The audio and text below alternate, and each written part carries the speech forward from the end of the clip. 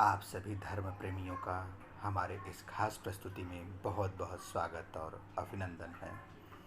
हमारा प्रयास यही है कि जितने भी भारत देश के पौराणिक स्थल हैं उन सभी के बारे में हम बताएं, उनकी जिज्ञासाओं को समाधान प्रदान करें। जो इन स्थलों पर नहीं जा सकते हैं लेकिन उसके बारे में जानने की इच्छा रखते हैं, वो नहीं जा पा रहे हों, उनकी अपनी एक मजबूरी हो सकती है, असमर्थता हो सकती है, लेकिन दिव्य स्थल के बारे में तो हर व्यक्ति जानने की इच्छा रखता है। और ऐसे ऐसे दिव्य स्थल, ऐसे पवित्र स्थल भारत देश में हैं जिन्हें हर कोई जानना चाहता है, जिन्हें हर कोई स्मरण करना चाहता है, जिसके नाम से ही लोगों को ऐसा सुकून मिलता है, ऐसा आराम मिलता है कि मानो आसपास की ही नहीं, शरीर की ही नहीं, बल्कि ऐसा लगता है कि दुनिया में इतनी शांति है, इतनी सुकून है। हम जिसे देखते हैं, हम जिसे सुनते हैं, वही नहीं है। मैं जिसको जानने और सुनने की बात कर रहा हूँ, हम नकारात्मक चीज़ों के बारे में ही ज़्यादा सुनते और जानते हैं, लेकिन ऐसा नहीं है। उसको भगाने का, उसको हटाने का, उस ऊर्जा से अपने आप को पॉजिटिव एनर्जी में अगर कुछ बदलने का कोई भी दुनिया में जगह है तो हमारे पवित्र स्थल या कहें तीर्थ स्थल हैं। और उन तीर्थ स्थलों की अपनी एक महिमा होती है, वहाँ की एक कथा होती है, एक किंवदंतियाँ होती हैं। और भारत देश में आप रहते हैं तो आपको पता है कि उन मंदिरों की, उन तीर्थों की जो महिमा है वो भगवान ने रची है। उसको भगवान ने वहाँ पर जाकर के जिया है, रहा है। और आज हम जिस तीर्थ के बारे में बात करेंगे, आप सभी बहुत ध्यान से पूरे समझ सुनेंगे इसको, क्योंकि उस स्थल के बारे में तो कहा जाता है कि अगर पूरे जिंदगी भर कोई कहीं भी जिले मोक्ष की प्राप्ति होगी तो कहाँ पर होगी? बनारस में। तो बनारस की हम बात करेंगे, जिसे काशी और वाराणसी के नाम से भी पूरी दुनिया में जाना जाता है और देश विदेश के लोग यहाँ पर आते हैं। यहाँ के बारे में ये भी कहा जाता है कि ये दुनिया का सबसे पुराना शहर है, सबसे प्राचीन शहर है। उस प्राचीन शहर के बारे में भी हम आपसे बात करेंगे। और बनारस में क्या क्या प्रसिद्ध है, क्या क्या फेमस है। ऐसा नहीं कि बनारस में साड़ी और पान ही फेमस है, बनारस में बहुत सारी चीज़ें फेमस हैं, बहुत सारी प्रसिद्ध चीज़ें हैं। क्योंकि मैं खुद बनारस का हूँ तो इसलिए आपको ढेर सारी सूचनाएं, बहुत सारी बातें आपको बताएंगे और आपसे बात भी करेंगे।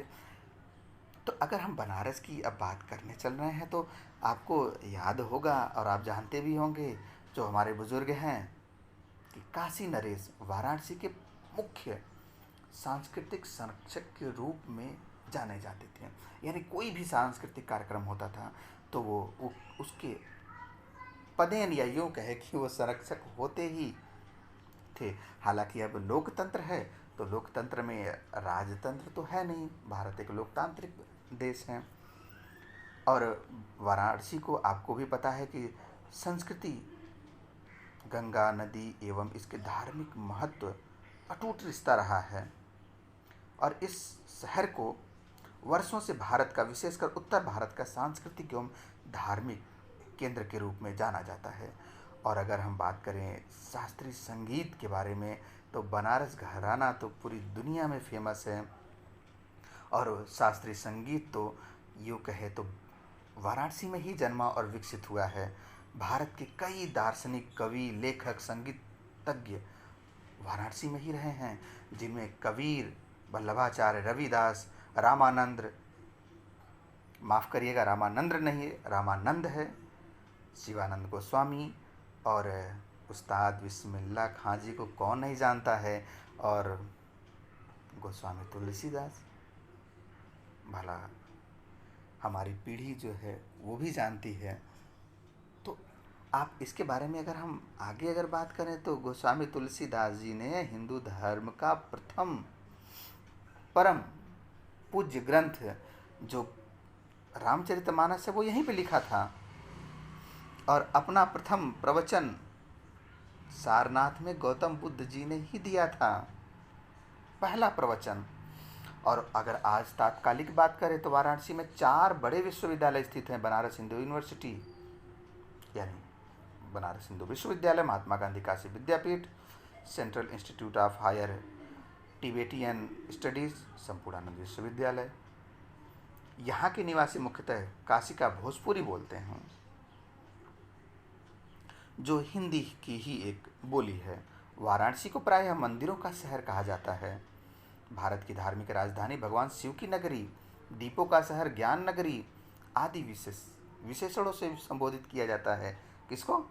बनारस को। अगर हम बात आपसे करें कि वाराणसी नाम का उद्गम क्या है, तो यहाँ की 2 स्थानीय नदियों वरुणा नदी और असी नदी के नाम से मिलकर बना है वाराणसी। ये नदियाँ गंगा नदी में क्रमशः उत्तर एवं दक्षिण से आकर मिलती हैं। नाम का एक अन्य विचार वरुणा नदी के नाम से ही आता है, जिसे संभवतः प्राचीन काल में वाराणसी ही कहा जाता होगा। इसी से शहर को नाम मिला वाराणसी। इसके समर्थन में शायद कुछ आरंभिक पाठ उपलब्ध हों, किंतु इस दूसरे विचार को इतिहासवेत्ता सही मानते होंगे। लंबे काल से वाराणसी को अविमुक्त क्षेत्र, आनंद कानन, महाश्मशान, सुरंधन, ब्रह्मावर्त, सुदर्शन, रम्य एवं काशी नाम से संबोधित किया जाता रहा है। ऋग्वेद में शहर को काशी या काशी नाम से बुलाया गया है।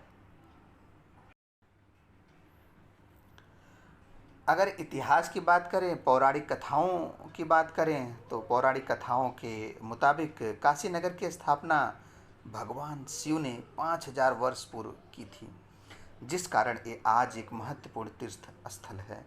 ये हिंदुओं की पवित्र सप्त पुरियों में से एक है। स्कंद पुराण, रामायण, महाभारत एवं प्राचीनतम वेद ऋग्वेद सहित कई हिंदू धर्मों में इस नगर का उल्लेख आता है। सामान्यतः वाराणसी शहर को लगभग 3000 वर्ष प्राचीन माना जाता है, परंतु हिंदू परंपराओं के अनुसार काशी को इससे भी अत्यंत प्राचीन माना जाता है।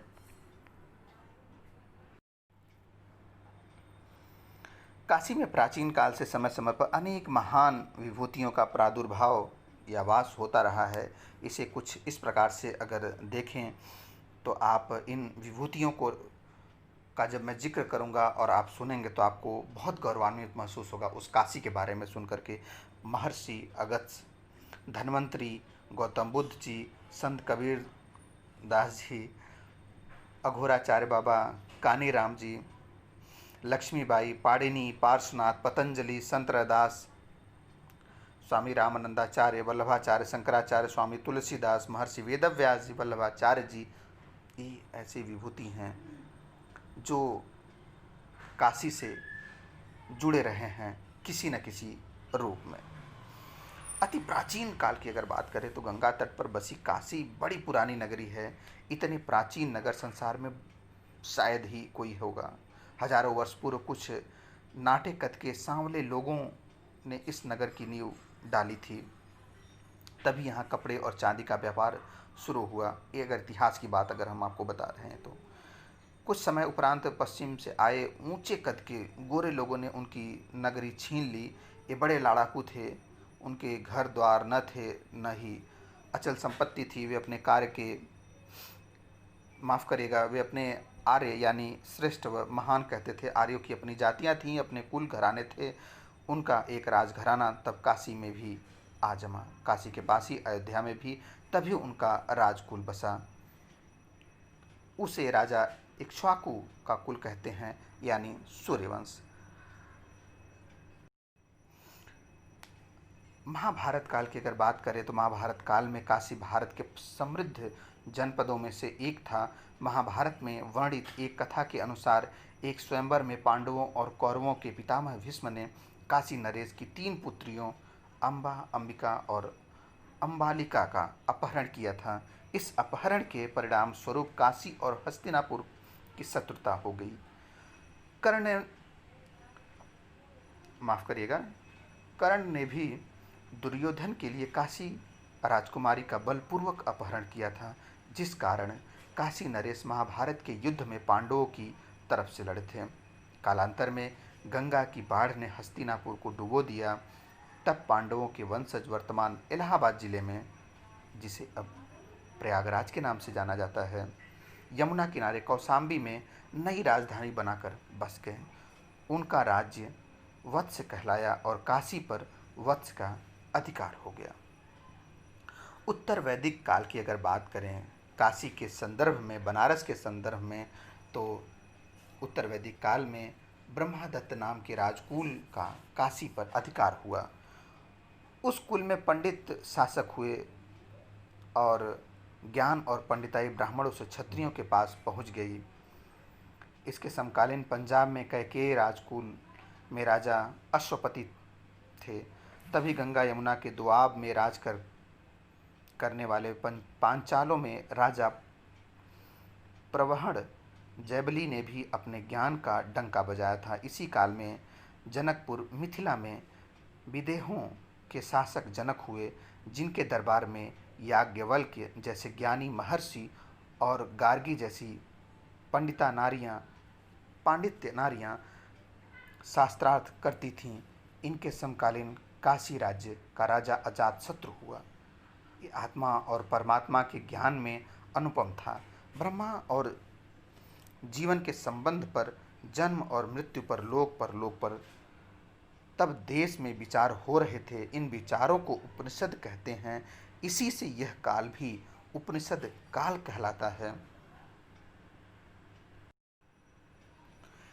काशी नरेश और रामनगर किला, इसके बारे में अगर हम बात करें तो 18वीं शताब्दी में स्वतंत्र काशी राज्य बन गया था और बाद के ब्रिटिश शासन के अधीन ये प्रमुख व्यापारिक और धार्मिक केंद्र रहा। 1910 में ब्रिटिश प्रशासन ने वाराणसी को एक नया भारतीय राज्य बनाया और रामनगर को इसका मुख्यालय बनाया, किंतु इसका अधिकार क्षेत्र कुछ नहीं था। काशी नरेश अभी भी रामनगर किले में रहते हैं। ये किला वाराणसी के पूर्व गंगा के तट पर बना हुआ है। आप कभी जाएंगे वहाँ देखेंगे तो बहुत आपको लगेगा कि क्या दिव्य स्थल है, क्या वो राजाओं के दृष्टिकोण से मैं अगर बात करूँ, ऐतिहासिक दृष्टिकोण से बात करूँ तो आपको बहुत अच्छा लगेगा। आप कभी बनारस जाएं घूमने टहलने के लिए, देखने के लिए, दर्शन करने के लिए, तो आप रामनगर किले जाकर के देख सकते हैं, आनंद आएगा आपको। रामनगर किले का निर्माण काशी नरेश राजा बलवंत सिंह ने उत्तम चुनार बलुआ पत्थर से 18वीं शताब्दी में करवाया था। किला मुगल स्थापत्य शैली में नक्काशीदार छज्जों, खुले प्रांगण और सुरम्य गुंबददार मंडपों से सुसज्जित बना है। काशी नरेश का एक अन्य महल चैत सिंह महल है। ये शिवाला घाट के निकट महाराजा चैत सिंह ने बनवाया था। रामनगर किला और इसका संग्रहालय अब बनारस के राजाओं की ऐतिहासिक धरोहर के रूप में संरक्षित हैं और 19वीं शताब्दी से काशी नरेश का आधिकारिक आवास रहे हैं। आज भी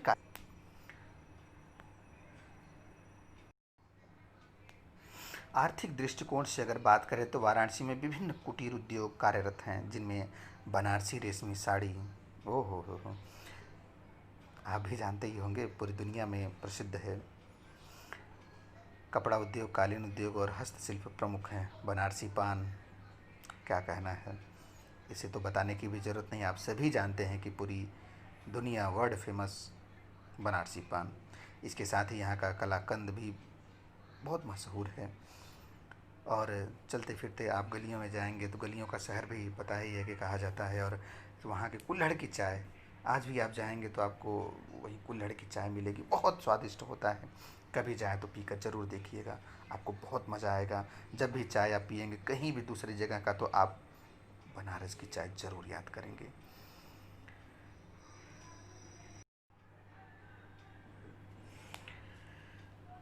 भूमिका में ही हमने आपको बताया था कि आज हम आपको जिस तीर्थ के बारे में बताएंगे उसकी जिज्ञासा आप सभी को होगी। तो अभी तक हमने आपको बहुत बताने का प्रयास किया, लेकिन मुख्य जो बिंदु हैं उसको अभी तक हमने आपको नहीं बताया, क्योंकि ये तीर्थ धार्मिक रूप से बहुत महत्वपूर्ण है। और वो क्या है, आइए हम सब जानते हैं। काशी धर्म एवं विद्या की पवित्र तथा प्राचीनतम नगरी में से विख्यात है। यहाँ वैदिक साहित्य की संहिताओं, ब्राह्मण ग्रंथों और उपनिषदों में काशी का उल्लेख है। साथ ही पाणिनि, पतंजलि आदि ग्रंथों में भी काशी की चर्चा है। पुराणों में स्पष्ट है कि काशी क्षेत्र में पग पग पर तीर्थ हैं। स्कंद पुराण काशी खंड के केवल 10वें अध्याय में 64 शिवलिंगों का उल्लेख है। वेंसांग ने उल्लेख किया है कि उसके समय में वाराणसी में लगभग 100 मंदिर थे। उनमें से एक एक भी 100 फीट से कम ऊंचा नहीं था। विश्वनाथ की नगरी में तीर्थ स्थानों की कमी नहीं है। मत्स्य पुराण के अनुसार 5 तीर्थ प्रमुख दशाश्वमेध, लोलार्क कुंड, केशव, बिंदुमाधव, मणिकर्णिका। काशी के 1 सहस्त्र मंदिरों में लोग जाते हैं और दर्शन करके अपने पुण्य की कामना करते हैं, विश्व कल्याण की, शुभ की कामना करते हैं। क्योंकि भारत जब भी कभी कुछ मांगता है तो वो सबके लिए मांगता है, विश्व शांति की कामना करता है। क्योंकि हमारा ध्येय, हमारा सूत्र ही है वसुधैव कुटुंबकम।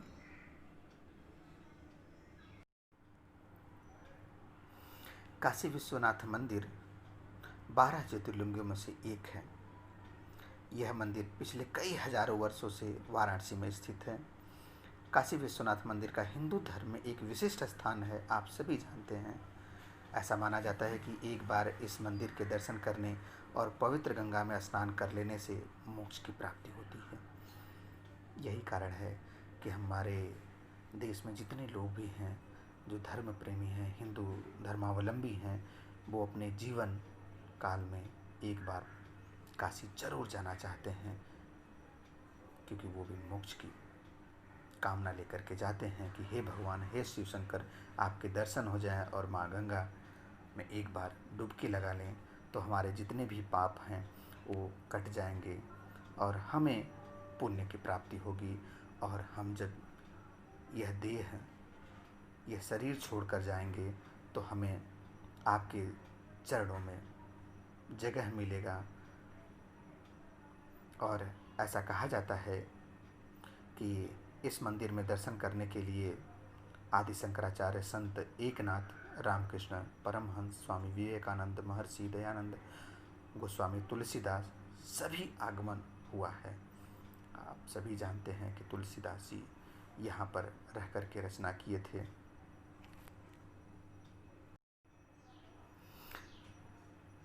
भगवान शंकर की नगरी कहे जाने वाली काशी के राजा हैं बाबा विश्वनाथ। साथ ही भैरव को इस शहर का कोतवाल कहा जाता है। धार्मिक मान्यता है कि इस शहर में भैरव बाबा की ही मर्जी चलती है और वह पूरे शहर की व्यवस्था देखते हैं। इतना ही नहीं, यहाँ के लोगों के बीच में यह मान्यता है कि मंदिर के पास एक कोतवाली भी है और काल भैरव स्वयं उस कोतवाली का निरीक्षण करते हैं। और यहाँ के बारे में अगर और थोड़ा सा विस्तृत में चर्चा करें और आपको बताएं तो काल भैरव के पीछे ही, काशी में स्थापित होने के पीछे एक बहुत रोचक पौराणिक कथा है। एक मान्यता है कि भक्तों को बाबा विश्वनाथ के बाद भैरव के दर्शन करना अनिवार्य है, अन्यथा बाबा विश्वनाथ के दर्शन भी अधूरे माने जाते हैं। और आप इसका जीता जागता उदाहरण देख सकते हैं कि प्रधानमंत्री जी खुद काल भैरव मंदिर जाते हैं और दर्शन करते हैं। किसके? बाबा काल भैरव के, जो काशी के कोतवाल कहे जाते हैं। तो हम आप सभी से आग्रह करेंगे कि आप अपने जीवन में कभी मौका मिले, आपको सामर्थ्य हो, इच्छा शक्ति अगर हुई कभी, तो आप काशी एक बार ज़रूर जाएं, बहुत अच्छा लगेगा। पूरे परिवार के साथ जाएं, बच्चों के साथ जाएं। वहाँ पर होटल भी है, रहने का के लिए धर्मशालाएं भी हैं, और आपको वहाँ पर कन्वेंस ट्रैवल वगैरह में गाड़ी, वहाँ पर ऑटो रिक्शा वगैरह कहीं किसी चीज़ की दिक्कत नहीं आएगी। हाँ, आप अपने सामर्थ्य के अनुसार वहाँ पर 2 दिन 3 दिन 1 दिन रह सकते हैं। और अगली कड़ी में हम आपको ऐसे ही तीर्थ स्थल के बारे में बताएंगे। आपको यह यात्रा जैसा लगा हो वैसा हमें यूट्यूब के कमेंट्स बॉक्स में जा कर के हमें ज़रूर बताइएगा। आप सभी का बहुत बहुत धन्यवाद, आभार। ओम नमः शिवाय।